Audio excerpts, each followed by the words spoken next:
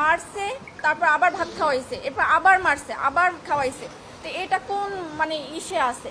মানুষরে তো এরকম মাইরে ফেলায় না, সে যদি একটা খুনিও হইতে পারে তো তারে তো এরকমের জীবন্ত মাইরে ফেলাইতে পারে না। বলেন, তারা প্রশাসনের কাছে দেন, কিন্তু ওরা মাইরেন না। নিতে হলে টাকা দিতে হবে 35,000। 35,000 টাকা দিয়ে ছাড়াই নেন, নাহলে আমরা ওরা ছাড়বো না, ওরা আরো মারবো। ফ্যামিলির কেউই নাই একটা মানুষের। আমার আপনার কি যদি এরকম থাকে তাহলে তো আমরাও একই পথের প্রতীক হইতাম, যে মা বাবা ভাই বোন কেউই নাই।